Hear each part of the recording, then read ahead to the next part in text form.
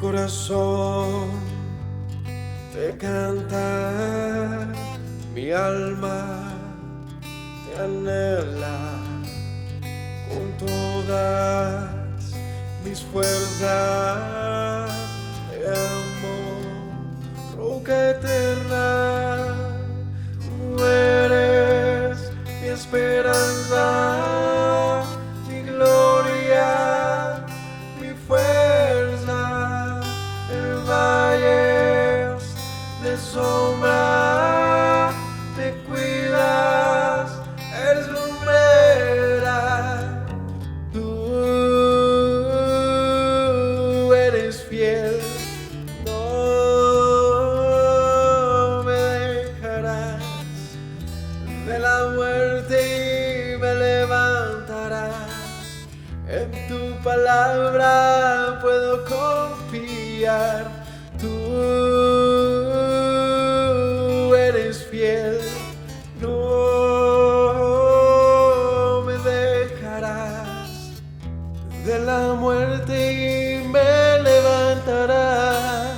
En tu palabra puedo confiar. Eres fiel.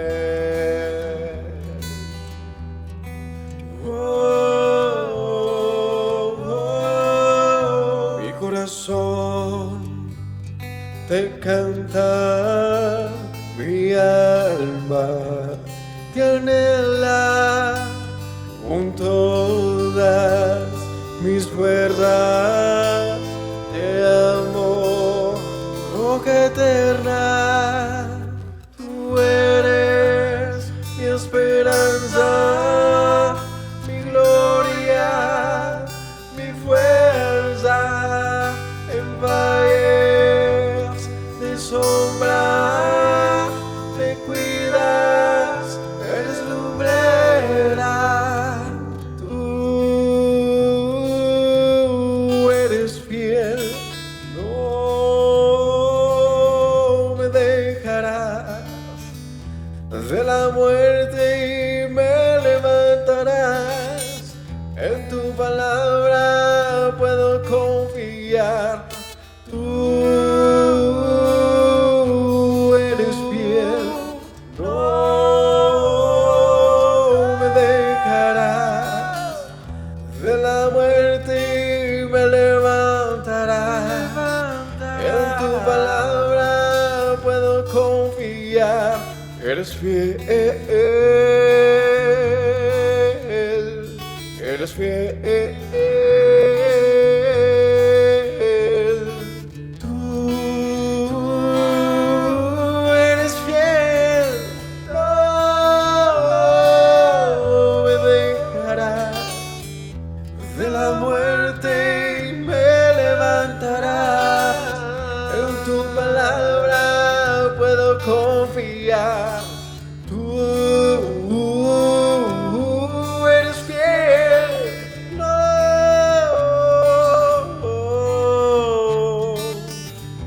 de la muerte y me levantarás. En tu palabra puedo confiar. Tú no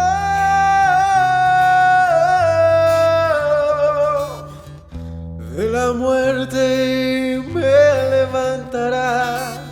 En tu palabra puedo confiar. Eres fiel, eres fiel. Tú eres fiel, no me dejarás de la muerte y me levantarás. En tu palabra puedo confiar.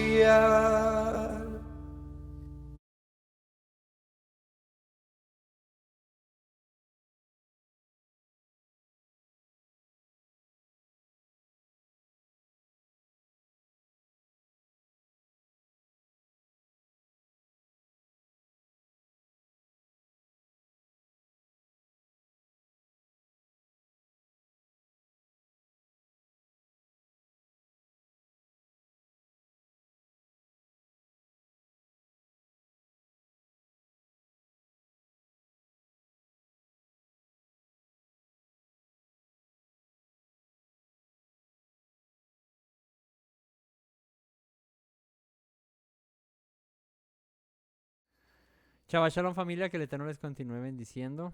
Bienvenidos a este nuevo estudio de Shabbat, este inicio de día de reposo, donde estudiamos las escrituras. Estamos con el verso a verso del libro de Teilim, del libro de los Salmos, hoy continuando con el capítulo 78. Así que los invito a que compartan con nosotros de este espacio, de este tiempo, compartiendo de la palabra del Señor, que tomen sus Biblias, que aparte en este tiempo para aprender acerca de las bondades, de las maravillas de nuestro Padre Celestial. Hoy estaremos estudiando el Salmo 78, así que vamos a orar y damos inicio en la noche de hoy a este estudio. Padre bueno, bendecimos tu gran y maravilloso nombre en esta noche. Te agradecemos, Padre, porque nos das este privilegio, esta gran oportunidad de congregarnos, de reunirnos en torno a tu palabra, Señor. Gracias, Padre, porque nos has llamado, Señor, nos has escogido y hoy nos permites vivir en tus caminos, Señor. Gracias por revelarte a nuestras vidas, Señor, porque sin merecerlo, Señor, un día llamaste a nuestra puerta, Señor. Nos transformaste, nos cambiaste, Señor, y hoy nos estás llevando de la mano, Padre, para ser más como tú. Instrúyenos en tus sabios preceptos, en tus caminos, Señor. Abre nuestros ojos para ver las maravillas de tu ley, Señor. Que nuestros oídos siempre estén atentos a oír tu voz, Padre. Nuestros pies presurosos a hacer tu voluntad, Señor. Nuestras manos a obrar según tu palabra, Señor. Nuestra boca dispuesta a hablar bendiciones, Señor, como tú lo has hecho acerca de nosotros, Padre. Que hoy, Padre, todo nuestro ser, todo nuestro espíritu, nuestra alma, todo hoy sea entregado en ofrenda a ti, Señor, para que tú nos llenes, Padre, de ti, Señor, del conocimiento de tu palabra, Señor. Gracias por mis hermanos. Gracias por esa disposición que hay en sus corazones siempre, Padre. Aviva en ellos la llama del don, Padre, que han recibido en sus corazones, Padre, y que arda continuamente, Señor, como ese altar de incienso, Señor, ardía tras el velo, Señor, cada día, Padre eterno, y no cesaba nunca, Señor. Que así nuestro corazón, Padre, ferviente en el Espíritu, Señor, permanezca cerca del tuyo, Señor, para conocerte, para servirte, para amarte, Rey. Gracias yo te doy en esta noche y bendigo tu gran y maravilloso nombre por los méritos de Yeshua. Amén. Capítulo 78 del libro de los Salmos es un masquil, ¿sí? Ya hemos visto muchos masquiles a estas alturas. Un masquil es un tipo de poema y es de Asaf, de uno de los que escribió salmos, ¿no? Ese era un cantante ahí, compositor, autor, intérprete, Asaf. Y este salmo nos va a narrar algo que ya hemos conocido porque lo hemos estudiado en muchos otros pasajes de la escritura. Es un salmo que va a encerrar en todos sus pasajes la historia de nuestro pueblo y propiamente encerrando las maravillas, los hechos, los prodigios que el Eterno hizo con su pueblo, desde que lo llamó hasta que lo llevó hasta la tierra de Canaán. Todo el camino, todo el trasegar, las promesas, las bendiciones, todo lo que hizo el Señor, ahí está escrito, está reflejado. Y es un salmo que nos va a recordar entonces todo esto que les menciono, los hechos del Señor a través de la historia de nuestro pueblo.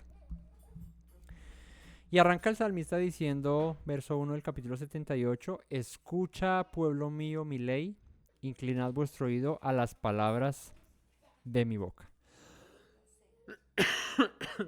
Y aquí hay un término que es común a nosotros, que de hecho lo hemos repetido durante mucho tiempo. El Señor nos ha instruido acerca de esto y es escuchar, ¿no? La base de nuestra fe, el principio más básico de nuestra fe es el escucha Israel, Yahweh nuestro Dios, Yahweh no es, ¿no? Y acá el Eterno a través de este salmo de Asaf nos dice, escucha pueblo mío mi ley. Y ese escuchar es presta atención, ¿no? Hay una diferencia bueno, en el español no hay una diferencia entre oír y escuchar, ¿no? Uno puede, ya no sé cuál es cuál, pero uno puede oír un ruido, ¿cierto? ¿Oíste ese ruido? Pero no pasa de ahí, ¿no? Del simple hecho del sonido, ¿no? De percibir el sonido como sentido, exacto, como sentido el oído. Pero escuchar va a prestar atención, o sea, que las palabras no simplemente sean como un ruido, como un sonido más, sino que en realidad las entendamos, las comprendamos. Y es ahí donde el salmista Asaf dice, escucha pueblo mío mi ley. Presta atención a mi ley, presta atención a las palabras de mi boca. Dice, inclinad vuestro oído a las palabras de mi boca. Fíjate que la palabra que dice ahí es, inclinad vuestro oído a las palabras de mi boca. ¿Han visto cuando a uno le están hablando y de pronto uno dice, ¿qué? ¿Se han visto ese reflejo que uno hace? ¿No? Que a uno le dice... Uno de pronto estaba oyendo pero no prestó atención y entonces uno dice, ¿qué? ¿Qué me está diciendo? Y uno hace como que voltea el oído para prestar atención. Bueno, acá le dice, inclina vuestro oído a las palabras de mi boca. ¿Sí? Esto es que toda tu atención y todo lo que te voy a decir estén aquí en estas palabras que voy a hablar. Abriré mi boca en proverbio. Hablaré cosas escondidas desde tiempos antiguos, las cuales hemos oído y entendido que nuestros padres no las contaron. Esto nos puede hacer referencia a lo que dice el Shema, ¿no?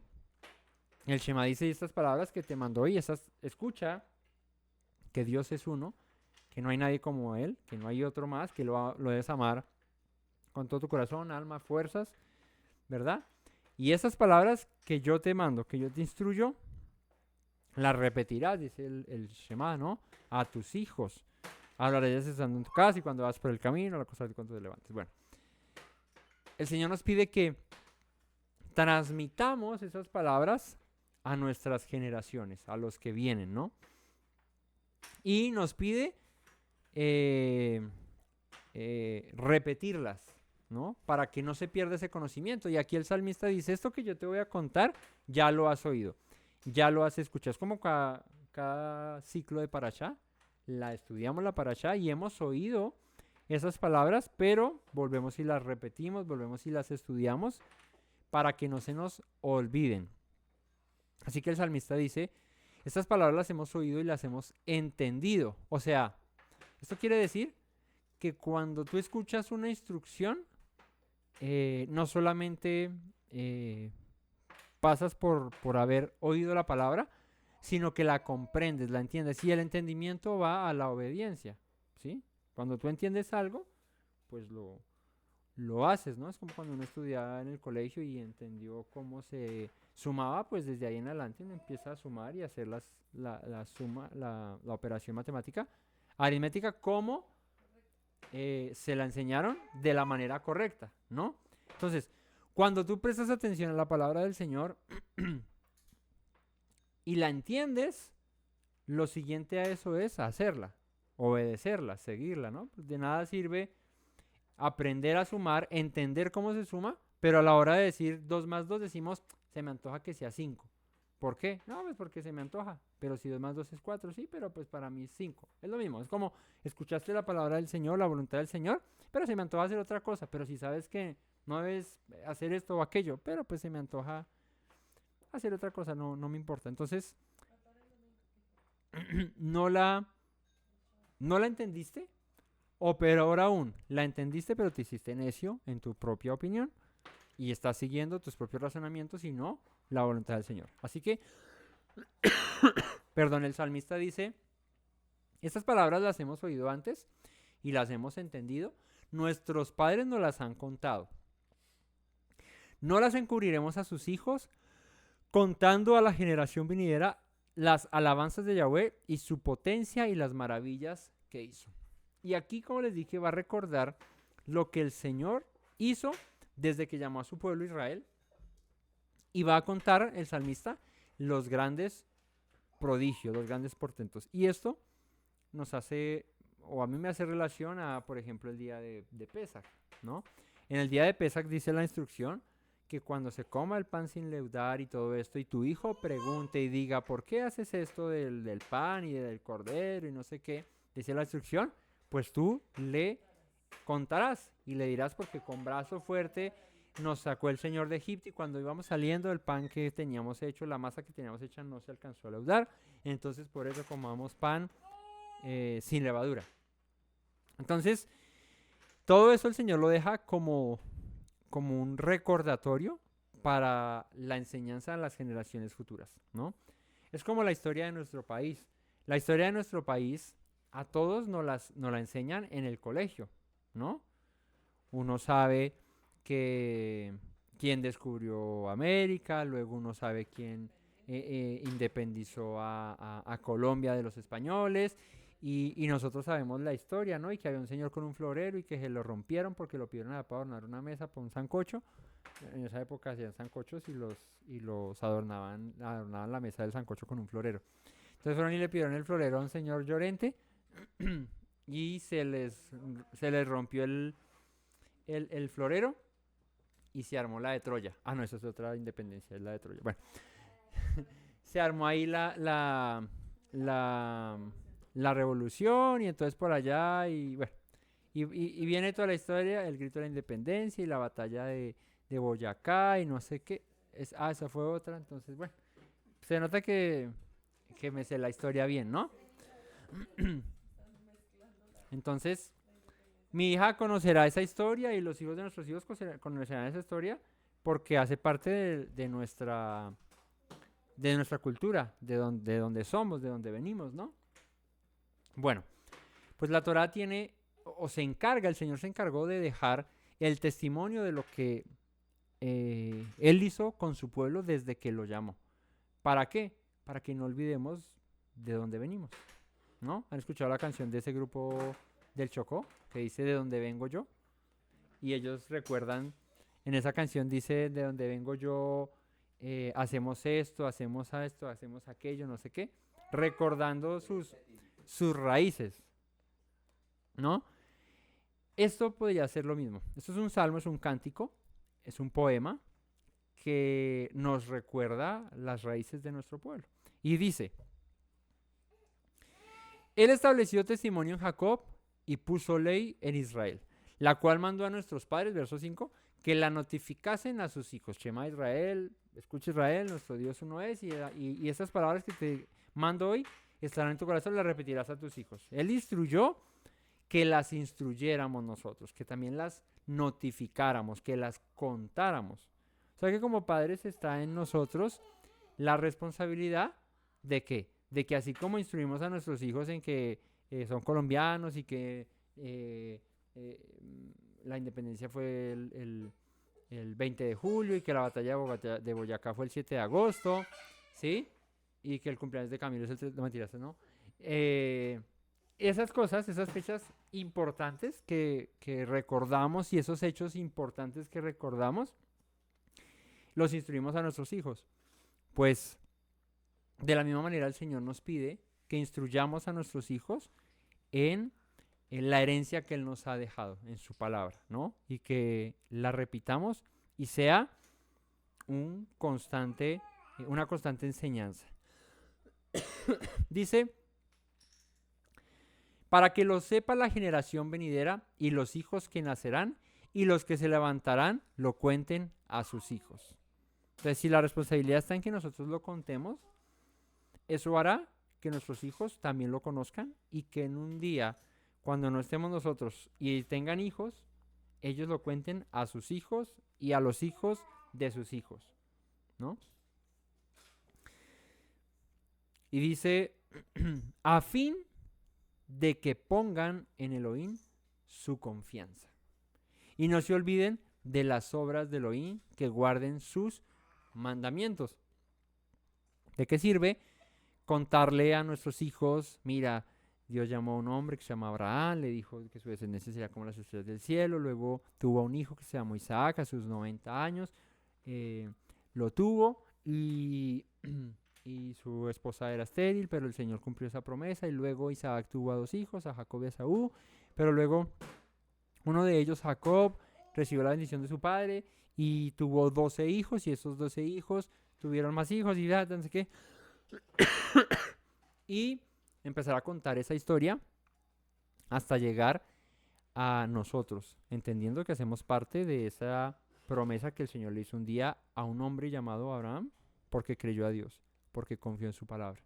Y que tú y yo hacemos parte de esas estrellas que vio él un día, de esa descendencia que le fue prometida en multitud.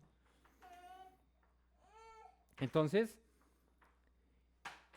eso funciona cuando lo contamos, lo transmitimos, y para nuestros hijos se vuelve importante, y de esa manera también lo transmiten a los hijos, a sus hijos y a los hijos de sus hijos. ¿Para qué? Para que aprendan a confiar en Dios, como lo hizo un día Abraham, ¿no? Para que no se olviden de las obras de su Dios, para que guarden sus mandamientos. Y no sean como sus padres, generación contumaz y rebelde, generación que no dispuso su corazón ni fue fiel para con Dios. Y acá también hay, en la historia, no todo es color de rosa. Abraham creyó y todo el asunto, claro, chévere. Isaac siguió y luego Jacob y tuvieron hijos, pero luego entran estos hijos y se van, son llevados a Egipto, y luego en Egipto son esclavizados, pero luego el Señor los rescata, los saca, pero cuando los saca, el pueblo se alegra y todo, pero luego se rebela contra el Señor, y entonces empieza a contar la historia de que no solamente hubo hombres fieles como lo fue Abraham, pero también hubo hombres infieles que se rebelaron contra la voluntad del Señor, y que el Señor los destruyó por causa de su desobediencia, y que ese es el camino de aquel que se rebela contra Dios, pero el que pone en él su confianza no será avergonzado. Entonces todo eso hace parte de la historia. Y acá le dice, esto lo harás para que tus hijos no olviden las obras del Señor, para que guarden sus mandamientos, pero para que también aprendan a no ser como sus padres, que se rebelaron contra Dios, que fueron contumaces, que fueron rebeldes, que fueron infieles, que fueron de duro corazón. Y dice verso 9, los hijos de Efraín, arqueros armados, volvieron las espadas en el día de la batalla. No guardaron el pacto de Dios, ni quisieron andar en su ley, sino que se olvidaron de sus obras y de sus maravillas que les había mostrado. Delante de sus padres hizo maravillas en la tierra de Egipto, en el campo de Zoán. Dividió el mar y los hizo pasar, detuvo las aguas como en un montón. Y bueno, y empieza a contar que aunque Dios fue fiel, que aunque Dios hizo grandes prodigios, grandes milagros, grandes maravillas, hubo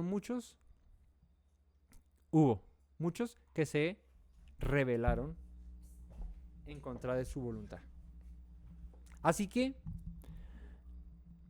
dice, hizo grandes proezas en la tierra de Egipto, dividió el mar y los hizo pasar, detuvo las aguas como en un montón. Eso cuando lo hace, cuando parte el mar rojo, el Yamsuf, el mar de los juncos, que en su traducción correcta, y hace pasar a un pueblo, una multitud, más de 2 millones de personas, los hace pasar por un mar dividido en 2. Les guió de día con nube y toda la noche con resplandor de fuego.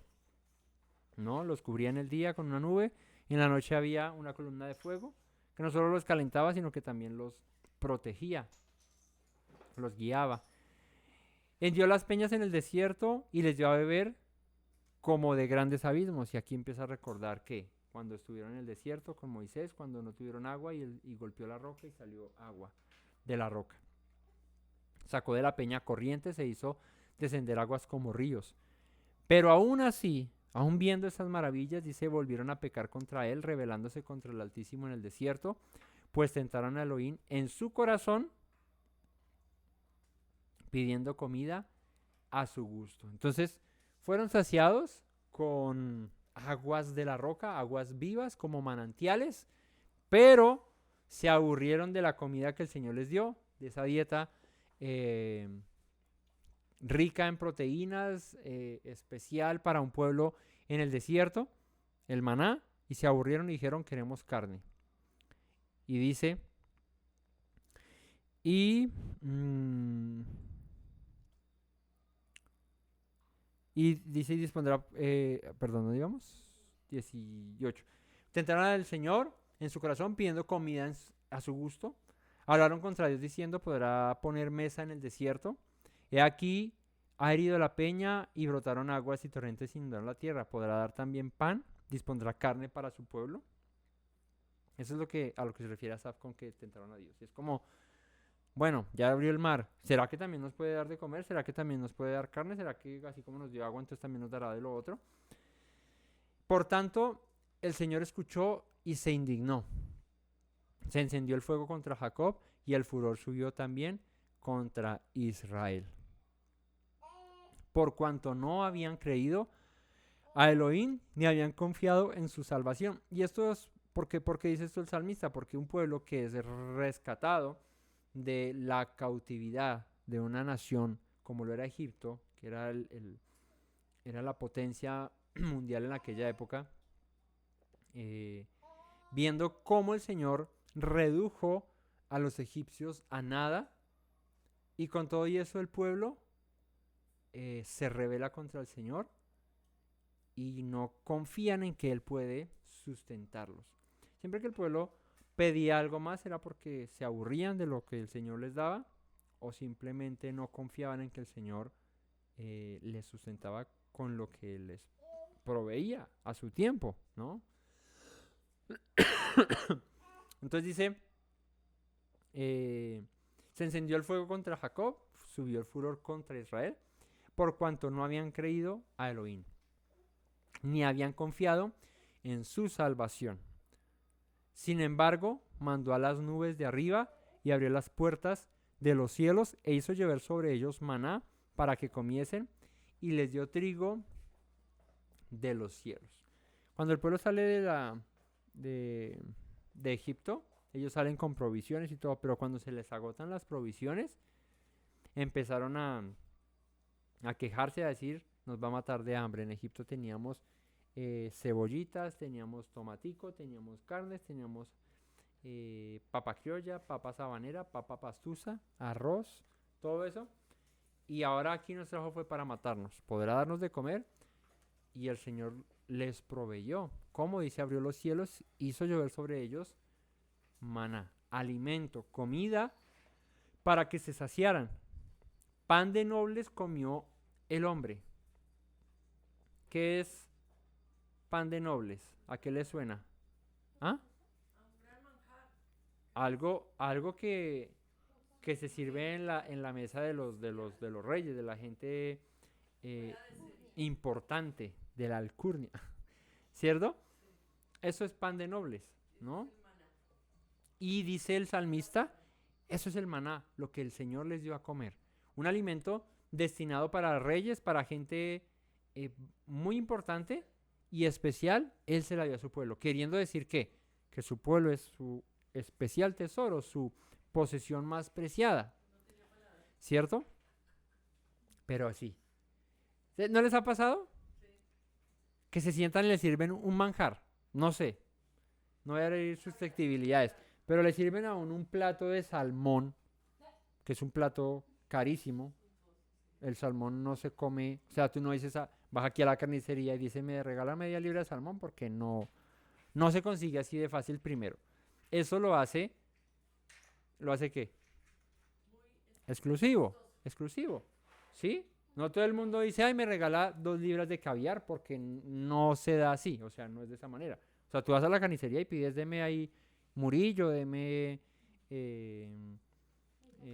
milanesa, deme eso, ¿cierto? ¿Verdad? Pero tú no vas a la carnicería y dice, deme un kilo de salmón o deme un kilo de... Ah, bueno, hasta la punta de anca es costosa, ¿no? Pero, ¿a qué se refiere con esto? ¿O a qué me refiero con esto? A que la... ¿A qué iba? A que a muchos la comida costosa, la comida exclusiva en ese orden de ideas, que un plato, o sea, eh, no te vale 15.000 la libra, ¿sí? Vas y compras una libra de carne normal para fritar, pasar y te vale 15, ahorita la carne está cara, ¿no? 15, 17.000 pesos, una carne buena como para fritar, pero con eso no te compras una libra de salmón, no se puede, pero te pueden servir el plato más exquisito, pero decir, uy, no, qué jartera, regáleme bofe mejor. Y uno dice, pero ¿cómo así? Algo así le pasó a Israel. Israel dijo, el Señor le proveyó un manjar, un alimento que era suculento, suntuoso, dice pan de nobles, algo especial. Pero Israel dijo, ay, no, qué jartera, queremos carne. O sea, es lo mismo, es como, tenga el mejor corte de pescado. Entre las carnes en las carnes más, bueno, lo que comemos nosotros, la roja y la blanca, hay tres tipos de carne, ¿no? La roja, la blanca y la rosada. La rosada son los pescados, ¿no? No, el cerdo es blanca, creo, ¿no? Bueno, ¿rosado? Bueno. El asunto es que entre, entre, entre la carne que podemos nosotros consumir, eh, hay unas más económicas, hay unas más caras, ¿verdad? Pero Israel, ¿qué dijo? Entre todo eso, entre lo más suculento, yo prefiero comer bofe. Y no está mal comer bofe, pues yo, ¿sí? Uno también puede comer bofe, no tiene nada de malo. Pero a lo que voy es que hay comidas mejores, más suculentas, más exquisitas, que Dios proveyó a su pueblo, ¿no? O sea, estamos partiendo de ese punto. Que Dios dijo, saco lo mejor para mi pueblo se lo doy. Y Israel dijo, uy, no, qué jartera, mejor deme chunchullo. Y no me hizo el chunchullo, a mí me gusta el chunchullo, pero es algo absurdo, ¿no? Es como, tienes este vaso de Coca-Cola, bueno, no digamos marcas, una gaseosa, o tienes un delicioso jugo natural de X fruta. Y tú dices, no, a mí deme el vaso de gaseosa. Pues uno dice, pues a ver, ¿no? Prefiere tomarse la gaseosa, el veneno, que tomarse un vaso de un jugo natural rico de una fruta deliciosa, ¿no? Digamos un jugo de, ¿cómo se llama la fruta esa exótica que ahora venden en el frutiño ese, en el boca ese? ¿Cómo se llama esa fruta? La que nos dieron a comer allá en la casa que llevó Nubia. La asiática. La asiática. ¿Ah? No, no es liqui. Es como con chi. Lichi. El lichi. El liche. Bueno. ¿Saben cómo es el liche? Es re exótica. Es como un mamoncillo, pero fino. ¿Sí? No, ese es el grupo Nietzsche. El lichi es similar al mamoncillo, o sea, tiene una pepa adentro y tiene una pepa y está cubierta como por una babita como la del mamoncillo, pero es una fruta deliciosísima y es costosa, sí, no es una fruta costosa. Y vas y compras un kilo de eso, no sé, voy a decir una bestialidad, vale 20.000. Y vas y compras un kilo de mamoncillo y te vale 5.000, digamos, no sé. ¿Sí? ¿Ah? Así cuesta el kilo de mamoncillo. Entonces, hay comidas de comida. No quiere decir, con esto no digo que la comida más económica sea mala o alguna cosa o se demerite, no. Pero la comparación a lo que voy es eso. El Señor proveyó a su pueblo lo mejor, lo más exquisito. Israel dijo, prefiero el McDonald's, como que... ¿no? O sea, a ti te dicen, te lleva a un restaurante fino. No, digamos no pescado, a comerte el plato que más te guste, pero en un restaurante fino donde sabes que si te sirven un pedazo de punta de anca es verdaderamente punta de anca o un lomo bien, no sé qué, o vamos al McDonald's y tú dices, no, prefiero el McDonald's, pues, ¿no? Se dice, pero este, ¿qué le pasa? ¿No? Yo sé. Entonces, pan de no les comió el hombre. Les envió comida hasta saciarlos. Movió el cielo, movió el solano en el cielo y trajo con su poder el viento del sur. E hizo llover sobre ellos carne como polvo. Ah, no quieren carne, pues entonces tomen ahí, como arroz. Como arena del mar, aves que vuelan. Les hizo caer en medio del campamento alrededor de sus tiendas. Comieron y se saciaron. Les cumplió pues su deseo. No habían quitado de sí su anhelo, aún estaba la comida en su boca cuando vino sobre ellos el furor de Elohim e hizo morir a los más robustos de ellos y derribó a los escogidos de Israel. ¿Y por qué el salmista se toma la molestia de contar esto? Porque aquí está recordando la historia de nuestro pueblo y está diciendo esto, recuérdalo para que aprendan a temer a Dios, para que guarden sus mandamientos, para que le amen. Pero también para que no sean como esos rebeldes que se rebelaron, valga la redundancia, en contra del Señor. ¿Y qué? Y que llevaron su pecado. Y el castigo de su pecado fue haber sido derribados, haber sido destruidos por causa de su rebelión. Y eran escogidos, dice, y derribó a los escogidos de Israel. O sea, él no se rebeló su pueblo y fue y acabó con otra nación. No, a los mismos de su pueblo. Y uno dice, pero si eran escogidos, sí. Pero cuando un escogido se revela a quien le escogió, pues el que lo escogió puede que derribarlo, destruirlo, porque él fue el que lo llamó. Y eso hizo con su pueblo, con Israel. Se rebeló, pues me cansé de ustedes y los destruyo. Con todo esto, pecaron aún y no dieron crédito a sus maravillas. O sea, con todo y que el pueblo fue un pueblo que vio lo que el Señor hizo cuando los llamó, cuando los rescató, con todo y eso, no se volvieron de su pecado, no se volvieron de su mal proceder y el Eterno los destruyó, los consumió. Todo esto, con todo eso pecaron y no dieron crédito a sus maravillas. Por tanto, consumió sus días en vanidad y sus años en tribulación. Si los hacía morir, entonces buscaban a Dios. Increíble, ¿no? La única manera de que el pueblo se volviese a Dios, ¿cuál era? Que vieran muerte, ¿no? Ay, Señor, nos arrepentimos. Cuando se abrió la tierra y se tragó a Corea, a Datán y a Abirán, ay, Señor, nos arrepentimos. Cuando cada uno sacó su espada y mató a su hermano con el pecado del becerro de oro, ay, Señor, nos arrepentimos, perdónanos, hemos actuado locamente. Es muy triste, pero esa es la realidad de nosotros como humanidad, como hombres, que solamente hasta que tenemos el palazo encima, el rejazo, entonces decimos, ay sí, perdóname porque hice mal. Entonces, dice,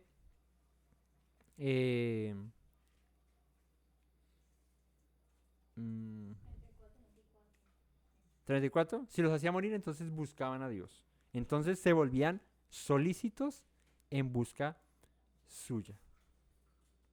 ¿Sabes qué es solícito? No solicito. Solícito.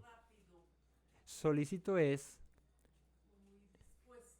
Mira que la traducción es madrugar, de mañana, procurar, temprano.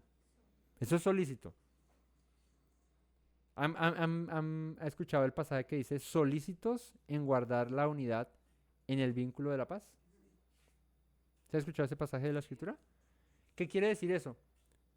Que te apresures, que lo hagas prontamente, con prontitud, con rapidez, que no dejes para mañana lo que puedes madrugar a hacer hoy. Es eso. Así que cuando el Señor reprendía a su pueblo, ahí sí madrugaban a hacer la voluntad del Señor, ahí sí se se volvían, dice, solícitos en busca suya. Ay, sí, al otro día a las 5 de la mañana, Señor. Pero les duraba un mes, 2 meses, y otra vez se echaban a la locha, otra vez se rebelaban y se los olvidaba, ¿no? ¿Qué es lo más complicado de, de generar un hábito? Perdón, al principio, ¿no? Porque tienes que perseverar en eso, ¿no? Digamos nosotros, eh, es un hábito bueno que tenemos gracias al Señor. Cuando arrancó la pandemia, nos empezamos a reunir a orar en las mañanas. Como todos estábamos en casa, o sea, se volvió, y asustados, ¿no? Que tocaba echarse alcohol en los pies, que se me va a meter el COVID, que nos vamos a matar todos, que nos vamos a morir, que no salga, que todo eso, asustados, pues empezamos a buscar a Dios más. Eso también despertó mucho los estudios de la escritura, independientemente del día Shabbat, arrancaron en tiempos así. Y la oración en las mañanas arrancó en tiempo de pandemia. Luego, por persistir en eso, se generó un hábito. Y desde que iniciamos a hoy, creo que nunca se ha dejado de orar en las mañanas. Ningún día, creo. No, creo que no, ¿cierto? Pero si no hay internet, se ora y se envía la grabación y igual creo que no hemos faltado. Creo que ya le hemos dado vuelta al libro de los Salmos como 3 o 4 veces, ¿no? Ah, no más, ¿cierto? Sí, porque el Salmo tiene 150 y el Salmo 119 lo vimos por ahí digamos que en 10. Son como 160 días.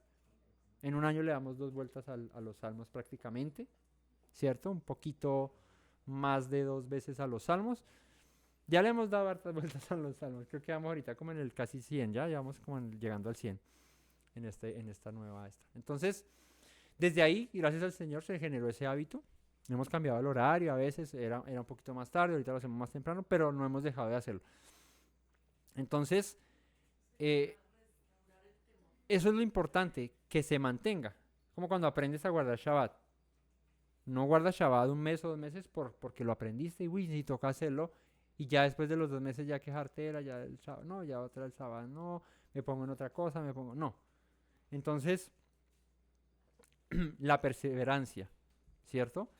Es algo primordial para generar el hábito y que luego eso no se olvide.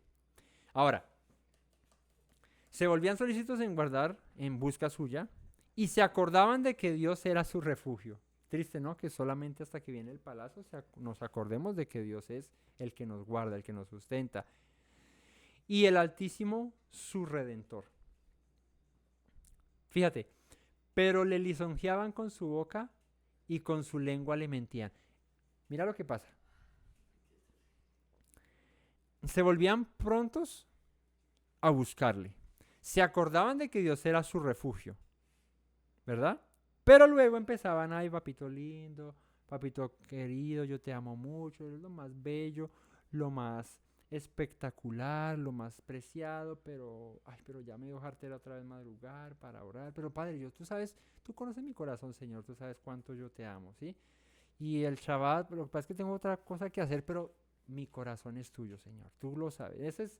Eso es lo que llamaríamos, en un término más escueto, ¿sí? ¿Cómo se dice? El hermano chismoso de James Bond. Ah, lambón. Bocón. Lambonería. Y así empezó el pueblo. O sea, había un momento en el que luego del castigo, ¿no han visto que los hijos son así? Uno hijo era así. El papá lo regañaba a uno y los 2, 3, 4 primeros días eso uno estaba ahí firme, pero después se echaba otra vez a la locha. Pero uno era, ay papito, te amo, te adoro, pero perdóneme, no lo vuelvo a hacer. Pura lisonjería, pura lengua ahí mentirosa. Entonces, lisonjeaban con su boca, con su lengua mentía, pues sus corazones no eran rectos con él. Ni estuvieron firmes en su pacto. Pero él, mira lo hermoso que es nuestro Dios, pero él misericordioso, perdonaba la maldad y no los destruía. Y apartó muchas veces su ira y no despertó todo su enojo. Y aquí pues recordamos a varios momentos en los que, en los que el Señor quiso eh, em, no, quiso destruir a su pueblo por completo, ¿sí? Solamente con haberlo querido, con haberlo pensado, su pueblo hubiese dejado de existir, ¿no? Lo borra del mapa. Pero se contuvo muchas veces. Una de ellas recordamos a Moisés diciéndole, Señor, no, perdónalos, ten misericordia de ellos. Y el Señor se, se apartaba de su furor, perdón, se apartaba de su ira y los perdonaba. Dice, apartó muchas veces su ira, no despertó todo su enojo. O sea, cuando el Señor estaba molesto, se molestaba con su pueblo, pero no despertaba toda su molestia. O sea, guardaba, guardaba mucha distancia con su enojo porque la ira del Señor es el acabose del hombre, es la destrucción del hombre. Dice luego, ¿por qué el Señor se retraía de su enojo? Dice el verso 39, porque se acordaba que eran carne. ¿No? Cuando te das cuenta de que el Señor no te reprende como merecieras o no nos reprende como merecemos, porque sabe que somos carne, porque se acuerda y dice, yo debería darles a estos palo duro, pero tengo misericordia de ellos porque sé que son carne. O sea, si les pido más se me estallan. No, no me dan más. Aunque el Señor no dejaba de exigirle a su pueblo que andara en rectitud. Pero muchas veces se retrajo de destruir a su pueblo porque decía, estos sí son cabezones, ¿no? Pura carne ahí. Dice, se acordó de que eran carne, soplo que va y no vuelve. Así nos ve el Señor. Así que cuando vemos que Él es tan misericordioso con nosotros, nosotros deberíamos ser los que reaccionemos a su bondad y a su misericordia con diligencia, con amor, con obediencia, ¿no? Porque si nos damos cuenta que somos como la hierba del día, ¿no? Como dice la escritura, que en la tarde, en la mañana florece y en la tarde se marchita o es pisada por el hombre y deja de ser, ¿no? Se acordó que eran carne, soplo que va y no vuelve. ¿Cuántas veces se rebelaron contra él en el desierto? Lo enojaron en el yermo. ¿Saben qué es yermo? No yerno. Yo sé que a veces enojo a mi suegra y la enojo en el yerno, pero ¿qué es yermo? No. Ese es con L. Ese es el yelmo. Ese es el yelmo de la salvación. No, el yelmo es una vestimenta de la armadura. No, ese es el yerno. Y este es el yermo. ¿Saben qué es yermo? No. Yermo es desierto. Yermo es un lugar desolado, inhóspito. Eso es un yermo. ¿Sí? Por eso dice, ¿cuántas veces se rebelaron contra él en el desierto y lo enojaron en el yermo? Y volvían y tentaban a Dios y provocaban al Santo de Israel. No se acordaban de su mano. No se acordaron, perdón, de su mano, del día que los redimió de la angustia. Cuando puso en Egipto sus señales y sus maravillas en el campo de Zoán. Y volvió sus ríos en sangre y sus corrientes para que no bebiesen. Envió entre ellos enjambres de moscas que los devoraban, ranas que los destruían. Dio también a la oruga sus frutos y sus labores a la langosta. Sus viñas destruyó con granizo y sus higueras con escarcha. Entregó, al pedrisco sus bestias y sus ganados a los rayos. Envió sobre ellos ardor de ira, enojo, indignación y angustia, un ejército de ángeles destructores. Está viendo cómo el Señor destruyó a los egipcios, todas esas señales que hizo y que el pueblo fue testigo, presenció. Dice, dispuso camino a su furor, no eximió la vida de ellos de la muerte, sino que entregó su vida a la mortandad. Hizo morir a todo primogénito en Egipto, las primicias de su fuerza en la tierra de Cam. ¿Saben por qué es la tierra de Cam, Egipto? Las primicias de su fuerza en la tierra de Cam. ¿Cuántos hijos tuvo Noé? En las tiendas, yo es que tierras. En las tiendas de Cam. ¿Cuántos hijos tuvo Noé? 3, Sem, Can y Jafet, ¿no? ¿De dónde vienen los egipcios? De Cam. ¿Sí? De Cam. De ahí vienen los egipcios, ¿no? De Sem vienen los hebreos, ¿no? Y de Jafet vienen los que ya son más hacia los europeos. De Sem vienen los semitas. Entonces dice, las primicias de su fuerza en las tiendas de Cam. Hizo salir a su pueblo como ovejas y los llevó por el desierto como un rebaño. Los guió con seguridad, de modo que no tuvieran temor. Y el mar cubrió a sus enemigos. Está narrando lo que hizo el Señor cuando sacó a su pueblo de Egipto, echando a la mar, como dice el cántico de Miriam, de Moisés ahí en Éxodo, echó a la mar los carros del faraón, hey, hey. Así cantaba Miriam y Moisés. Y luego salieron y decía la, ¿cierto? Así. Los trajo después a las fronteras de su tierra santa, a este monte que ganó su mano derecha. Echó las naciones de delante de ellos, y ahí es cuando el Señor, habiéndolos sacado de Egipto, los quiere llevar a la tierra de Canaán, a la tierra prometida, a la tierra que el Señor escogió para darle a su pueblo. Echó las naciones de delante de ellos, con cuerdas repartió sus tierras en heredad, y esto es, trazó los límites y le dijo a cada uno le toca esta porción. Escucha el salmo que dice, tus cuerdas me cayeron en lugares deleitosos. Eso es lo que, en la canción esta que cuerdas de amor cayeron sobre mí, eso está basada esa canción en ese pasaje, que habla acerca de cuando Dios reparte la tierra para su pueblo, para la nación de Israel, a cada uno le tocó la porción que era buena para ellos, ¿no? De que Zabulón y estos que quedaban más al parte del mar, pues fuesen pescadores y era una tierra especial para ellos, ¿verdad?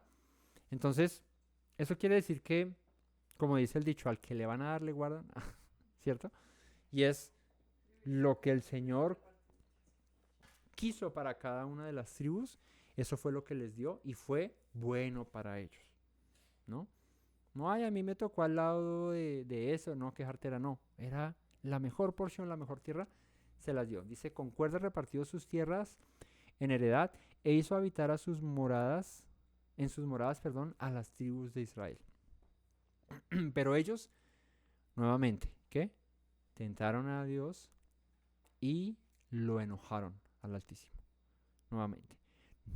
¿Por qué? Porque no guardaron sus testimonios. Cuando un pueblo recibe tantas bendiciones y la respuesta a esas bendiciones es desobediencia, es necedad y todo eso, pues ahí es donde dice el término acá que usa el salmista, tentaron y enojaron a Dios. Dice, no guardaron sus testimonios, sino que se volvieron y se rebelaron como sus padres, perdón. O sea, esos mismos que en el desierto se rebelaron, pero que de esos, toda esa generación muere y entran solamente sus hijos, los que habían nacido en el desierto, los que no se han rebelado. Luego, cuando reciben la tierra por heredad, vuelven y caen en el mismo pecado de sus padres. Eso es lo que el salmista quiere evitar cuando dice, esto cuéntalo a tus hijos para que guarden los mandamientos, para que teman al Señor y para que no sean como los rebeldes padres nuestros, para los padres nuestros que se rebelaron en contra de la voluntad del Señor.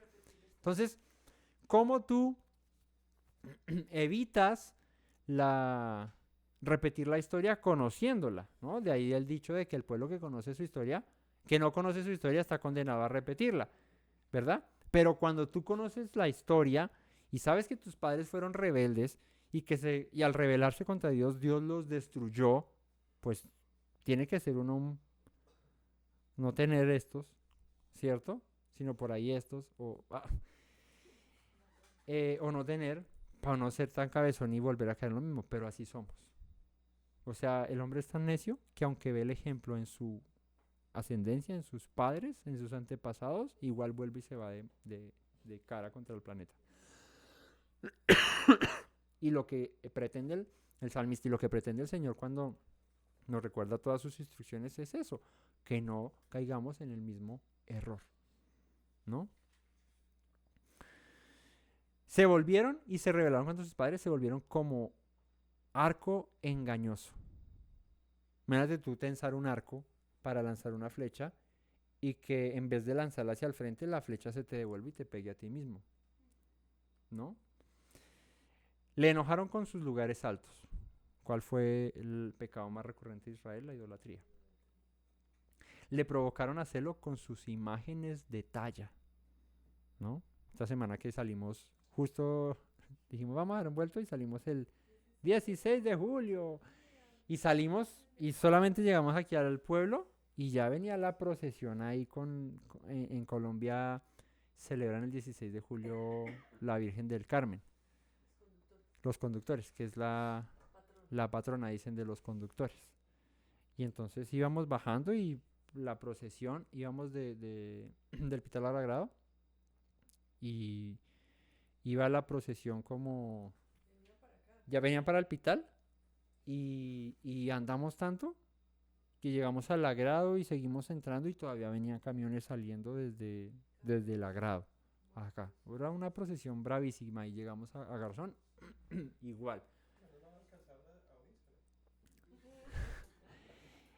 Que menos mal alcanzamos a bajar cuando era pronto yo y él alcancé a poner las bombas azulitas. No, mentiras. Pero ¿qué? Pero el hombre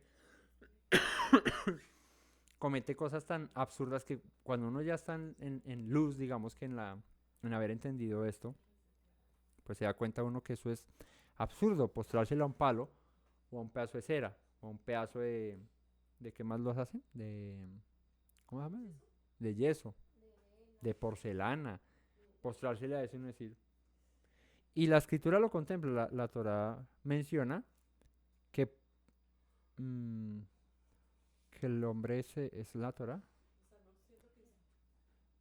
El que dice que el hombre coge el palo, lo corta, le da forma, ¿cierto? El hombre, o sea, no es Dios, sino el hombre llega y coge el palito y le empieza a dar forma y luego dice, ¡ah! Aleluya, gloria a Dios, y se le... Siento que él lo hizo. Es como si Dios, que nos hizo a nosotros, luego de que nos hace y nos pone aquí a la tierra, llega y se posa y dice, ay, alabados sean ustedes, pues es absurdo. Él nos creó a nosotros, no nosotros a él, ¿no? Exacto. Entonces eso es lo que pasa. El hombre llega y coge un palo, coge un pedazo de piedra y la empieza a tallar y luego le da una forma y se postra ante él y le dice, alabado seas tú, Señor. Y uno dice, qué absurdo. Pero en eso está la ceguera del hombre, ¿no? La necedad del hombre llega a ese límite. Y dice Pablo con respecto a eso en Romanos 2, como no glorificaron a Dios, como no lo adoraron, pues Dios los entregó a una mente reprobada. Y el hombre, cuando no reconoce verdaderamente a Dios, pues prefiere adorar a un palo. Y porque siempre es más fácil, yo siempre lo he dicho, ¿no? Lo aprendí alguna vez y siempre lo he dicho porque es más fácil adorar a un palo que adorar a Dios, al Dios vivo. Porque el palo no te pide nada. Es que el palo que te exige, nada. Nada te exige el palo porque ni habla, ni mueve, ni nada, nada. En cambio el Dios vivo sí. Te dice anda en rectitud, habla verdad, practica la justicia, no digas mentiras, haz esto, haz aquello. El Dios vivo demanda y te dice, procede de esta manera. El palo, como es un pedazo de cosa inerte que no hace nada, pues no te demanda nada, por ende, para el hombre le es más fácil servirle a un palo o a una piedra que a un Dios vivo. Dejó por tanto el tabernáculo de Silo. Ok, verso 59. Y dice, entonces si lo provocaron a hacerlo con sus imágenes de talla, lo oyó Dios y se enojó y en gran manera aborreció a Israel. Dejó por tanto el tabernáculo en Silo. Esta fue una de los lugares donde el tabernáculo estuvo. La tienda en que habitó entre los hombres y entregó a cautiverio su poderío y su gloria en mano del enemigo. ¿Recuerdan cuánto pasa eso? ¿Mm? ¿Cuándo pasa eso? ¿Se acuerdan que llega y el pueblo ya venía en esas, ¿no? En época de Samuel. Y los hijos de Samuel dijeron, nos llevamos el arca para la guerra, para que Dios nos libre, porque cogieron el arca de amuleto. Y se la llevaron allá, y el Señor dijo, pues ahora la dejo allá. Y los filisteos, ¡pum!, les dieron en la cabeza, les quitaron el arca y se la llevó. Pues sí, tampoco les fue bien. Porque eso representaba la presencia de Dios. Que ahí es cuando lo meten en el templo de Dagón y al otro día amanecía ya postrado el Dagón y lo levantaban otra vez y el otro día aparecía ya postrado y dijeron, no, este sí nos la hicimos con esta arca, devolvámosla. Y se enfermaron, le salieron tumores, de todo le salió, ¿no? Entonces, dice, entregó a cautiverio su poderío y su gloria en mano del enemigo. Entregó también su pueblo a la espada y se irritó contra su heredad. ¿Ven? Él mismo los llamó, eran su pueblo escogido, pero se pusieron de cabezones, pues lleven del bulto, y usó a sus enemigos para reprender a su pueblo. El fuego devoró a sus jóvenes y sus vírgenes no fueron loadas en cantos nupciales. Esto creo que hace referencia a que cuando una mujer virgen se casa, pues es digamos que toda una dicha, es como una gran bendición que pase esto, ¿verdad? Pero cuando el pueblo era entregado en manos de sus enemigos, ¿qué venían a hacer sus enemigos con las vírgenes?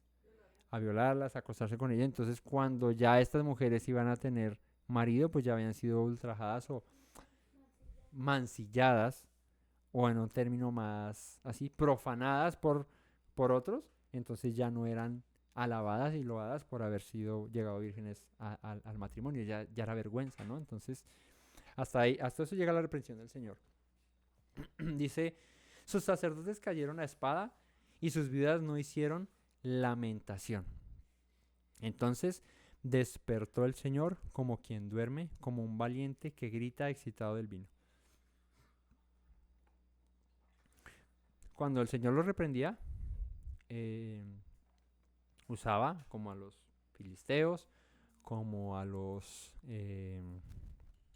amorreos y a todos esos feos, como usó a los egipcios, como usó a los asirios, como usó a los sirios, como usó a los babilonios, como usó a los griegos, a los romanos, a los persas, a todos, usados por el Señor para reprender a su pueblo. Pero ¿qué pasaba luego? Que el Señor se levantaba, dice acá, como quien duerme, como un valiente que grita excitado por el vino, ¿no? Haz de cuenta a Sansón, así, con toda su fuerza y con unos guarilaques encima, ¿no? Eso no hay quien lo detenga, ¿no? De la misma manera, es como la expresión que usa el salmista acá.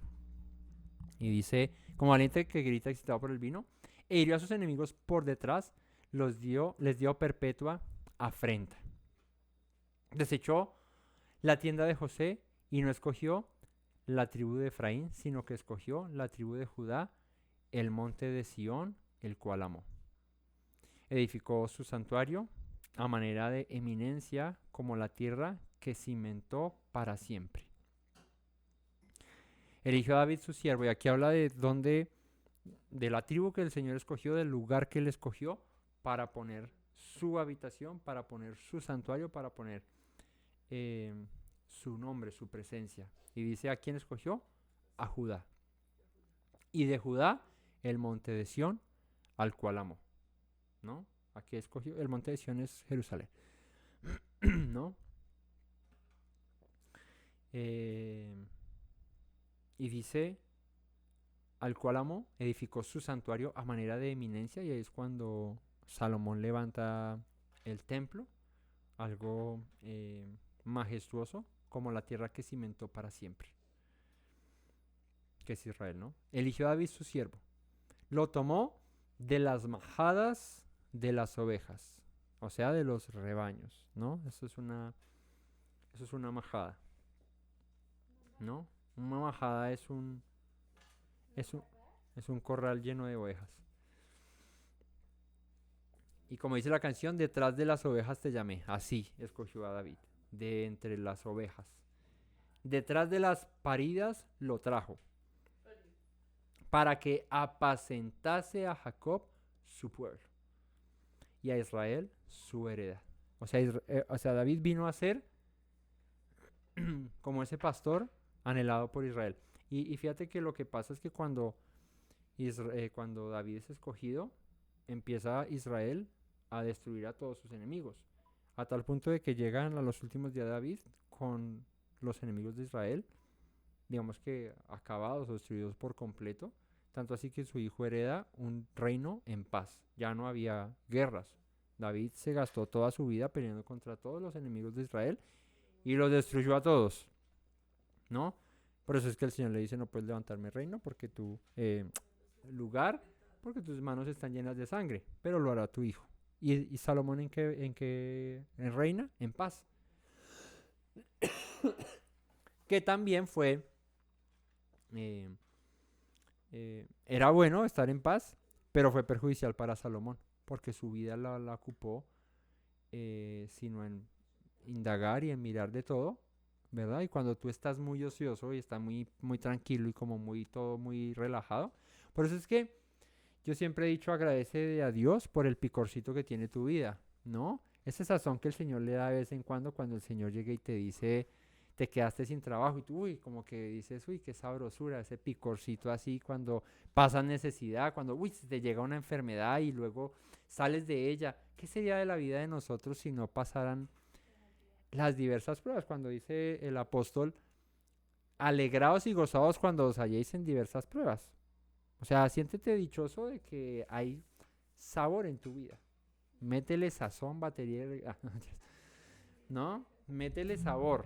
Pues que a veces el Señor se agarra y coge el condimento completo y uno lo echa encima. Señor, tampoco. ¿Sí? Tri completo el Señor ahí y le echa la tapa y se le va con todo y tapa el condimento a uno y dice, Señor, pero también no se agarra, no mentiras. Pero el que Salomón hubiese pasado toda su reinado en paz, lo llevó a su propia destrucción porque se ocupó de todo menos. Dijo, ya que estamos desparchados, entonces no tengamos una, sino 2, y 3, y 4, y 5, 900. ¿No? Terminó en esas, ¿no? Y luego, y eso, yendo en contra de lo que el Señor dijo, cuando haya rey en Israel, le dio 3 condiciones a los reyes de Israel. Dijo, no tendrá muchas riquezas, no acumulará para sí caballos de Egipto, no traerá caballos de Egipto, ni tendrá para sí muchas mujeres. Y Salomón dijo, establo lleno de caballos, riquezas por montón y mujeres todas las que quiera, ¿no? ¿Y qué llevó a Salomón a cometer idolatría? Las 900 mujeres que tuvo. Porque luego empezó a ponerles templo a cada una de sus dioses y todo eso, y ahí ya se enloqueció, ¿no? Entonces, cuando está ese picorcito en la vida, cuando está ese sazoncito ahí, esa prueba constante, lo mantiene a uno alerta, lo mantiene a uno despierto y aferrado a Dios. Porque cuando tú todo lo tienes muy fácil, ahí es cuando uno se relaja y es donde la embarra. ¿Qué le pasó a David cuando no fue a la guerra? Se quedó en el terrado allá paseando y dijo, ay, yo aquí muy relajado, que peleen ellos así, de pronto, ¡ah! Y tome, para que lleve ahí la mujer, el hijo le murió, luego todo lo que pasó. ¿Por qué? Por estar ocioso, ¿no? Porque dice el pasaje de David, dice algo así, lo va a parafrasear, que era tiempo en que los reyes salen a la guerra, algo así menciona el capítulo de Samuel, ¿no? Dice el tiempo en el que los reyes salen a la guerra, pero David estaba paseando en la azotea del palacio. Entonces, así es, cuando uno está muy ocioso es que vienen las calamidades para nuestra propia vida, porque no te has dado cuenta que cuando estás muy ocioso en la casa es cuando empiezas a maquinar y a pensar, y eso cuando estás más ocupadito y en otras cosas no maquinas tanto, pero si estás en la casa desocupado y por ahí mirando el celular, empieza y bueno, no solo el celular, o de pronto ahí en la casa nomás pensando, empiezas a maquinar y dices, uy, ahora que me acuerdo de este sí es mucho infeliz, pero no, es que me provoca, y empiezas ahí a maquinar, y cuando menos piensas,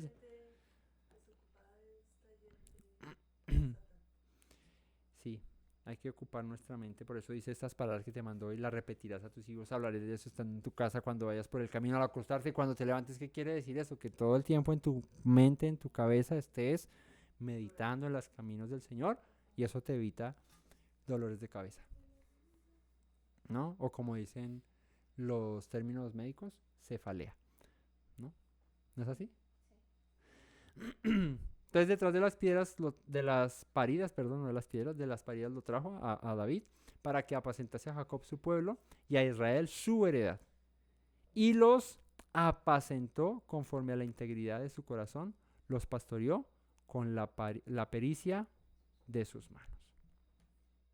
Entonces narra la historia hasta David, cuando el Señor lo escogió para guiar a su pueblo. Entonces, lo que hace este salmo, como les dije al principio, es recordarnos el camino por el que el Señor trajo a su pueblo. Recuerda los grandes hechos y las grandes proezas que hizo el Eterno para con su pueblo, para que aprenda, dice, a temer, a amar, a guardar los mandamientos de Dios, pero también recuerda la desobediencia de los que se rebelaron contra el Señor. ¿Para qué? Para que no caigamos en el mismo error, ¿no? Entonces, el que Shabbat tras Shabbat, año tras año, recordemos la ley, recordemos la Torah. De hecho, a los reyes dice, y hará una copia de este libro para que todos los días de su reinado la lea, la tenga ahí delante, ¿no? Eso se les olvidó hacerlo, ¿no? A Salomón se le olvidó hacerlo eso. De recordar, por eso dice que la repetición es la madre de la enseñanza, y madre solo hay una y hay que respetarla. Entonces hay que repetir para aprender y para que no se nos olvide, para tenerlo siempre presente. Si cada Shabbat tú guardas Shabbat, si cada día de reposo haces lo que es bueno en día de reposo, permaneces en lo que es día de reposo, pues te estás repitiendo constantemente eso, y eso te va a hacer pues un hábito y que no te desvíes del camino. Pero cuando lo haces 1, 2, 3 veces y después dices, ay, no, quejarte, y ya lo empiezas a dejar de hacer, pues ya no le das la importancia que merece, ¿no? Así las festividades y así todo lo que constantemente estamos recordando, repitiendo, para mantenernos en obediencia al Señor. Que el Todopoderoso les bendiga, familia. Gracias por compartir con nosotros de este estudio. Que sea su palabra llegando a nuestros corazones, alumbrándonos, ¿no?, el camino que debemos andar. Y no olviden las palabras que dijo nuestro Mesías Yeshua: si permanecen en mis palabras, serán verdaderamente mis discípulos y conocerán la verdad, y la verdad los hará libres. Shabbat Shalom a todos y buena noche. Shalom. Me presento nuevamente, mi Rey, mi buen Señor. Mis pasos se han desviado, necesitan dirección. En tu amor me he refugiado, Yeshua, pues así al Padre puedo hoy decir. Me presento nuevamente, mi Rey, mi buen Señor. Mis pasos se han desviado, necesitan dirección. En tu amor me he refugiado, Yeshua, pues así al Padre puedo hoy decir. Abba, Padre, Baruch atah, Señor Dios nuestro Rey de eternidad.